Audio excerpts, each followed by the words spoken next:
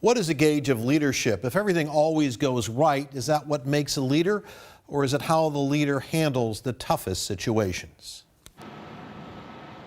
Boston, January 2013.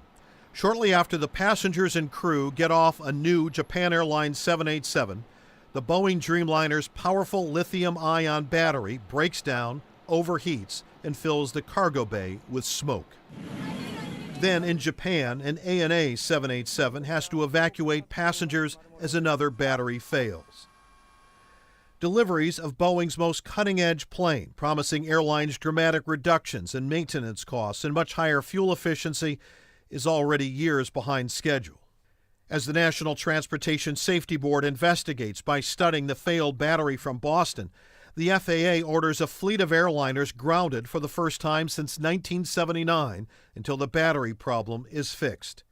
It was Boeing's Ray Conner who had to manage the company through that. 787, which is an airplane that we have developed with Japan, is still the game-changing airplane. Dealing with regulators and Boeing's customers. When you come in and you are the leader of Boeing, you carry a little bit more with you just from a reputation of the people that came before you. And I think they appreciated the fact that where I came from, but what they appreciated more was how I dealt with them at that particular moment.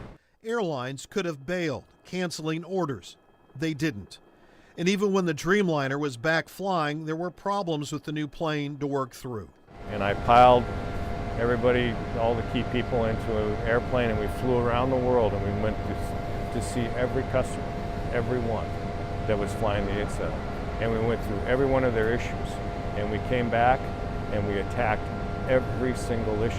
And that's what our customers are looking for. Because that airplane was behind schedule, and then when it was delivered, we had the battery issue, yet you didn't lose anybody. We did not lose one customer.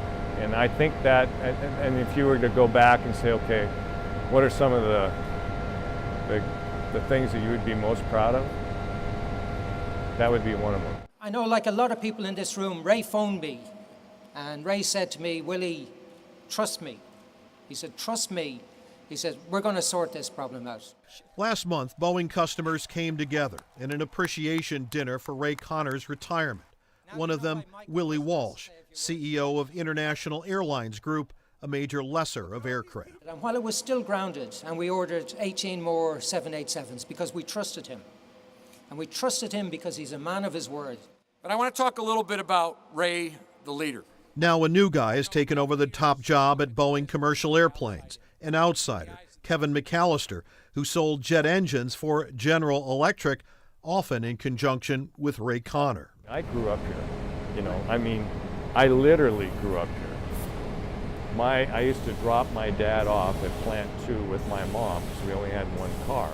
And Conner and McAllister maintained that relationship over a year-long transition through 2017. So when we were thinking about going to the outside, my put to the board was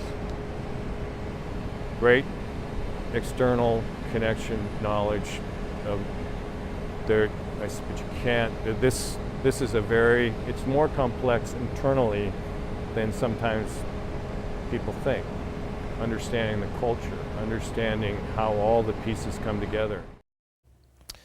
Now I'll have a lot more for you tonight on King 5 News at 7. For the first time, you'll hear the inside story of how Ray Conner handled whether to build the next airplane, the 777X, here, or could he be forced to build it someplace else, and why the decision here is tied to the changing educational situation here in the Northwest. Wow, he's quite the leader. What is he planning to do now that he's leaving the company? I think the education piece is a big part of that. So he will be leaving the company. Obviously, people have his phone number, but he is really committed on this educational track in terms of working with elementary schools, junior highs, high schools, colleges, the University of Washington, and you'll see that tonight. Boy, his career is certainly an example of what one can do with ambition and smarts. But there are some real tough times. We'll talk about another big example of that tonight. All right. Glenn, thanks.